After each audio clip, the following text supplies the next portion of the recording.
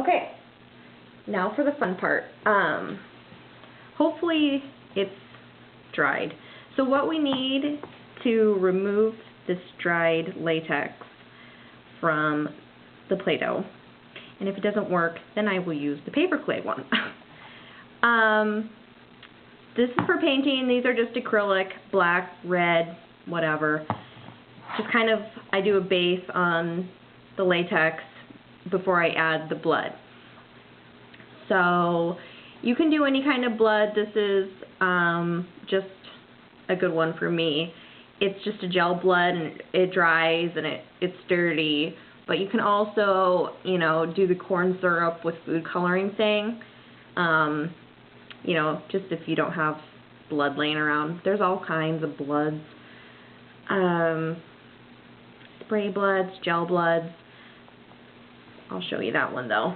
So you just need the acrylic paints, the blood, any kind you want, like a little tray, just a makeup brush, and some baby powder. So you just get the baby powder, and I'm just going to stick a little bit on the palette here.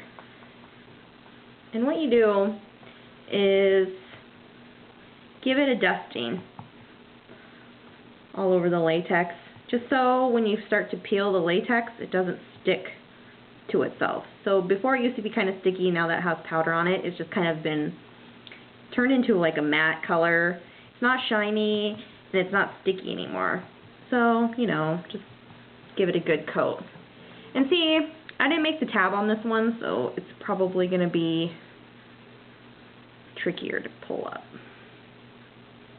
but not bad. So you just start pulling up, and while you pull up, you just give it a dusting. And see, I actually did this the opposite. I wasn't really thinking. I wanted to make it look like fresh gashes. So what I should have done is made a raised heart instead of an indented heart. But so this is just going to be a healed one, and it's going to be like a scar. That's fine. I'll just, there. Has a little bit of Play-Doh in it, but, you know, ideally you would use a thick, or not a thick, what am I trying to say?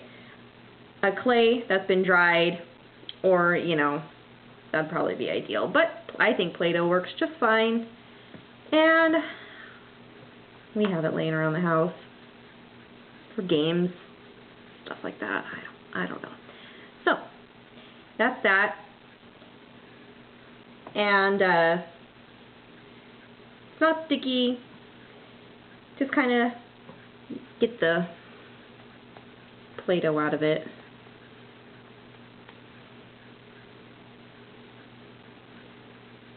Definitely looks gnarly. Like that's one gnarly scar for sure.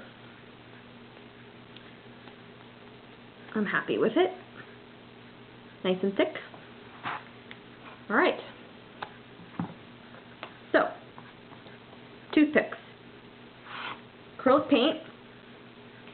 What you want to do is you just want to kind of give it some color. So before you put the blood on it, there's kind of like a base to it. Just a little bit of black and red.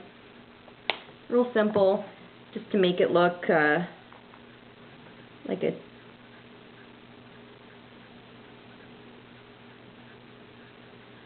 deep cut. So this is kind of weird because it's the opposite. Honestly, this should be a healed, this more looks like a healed wound than a fresh wound, but I am going to make it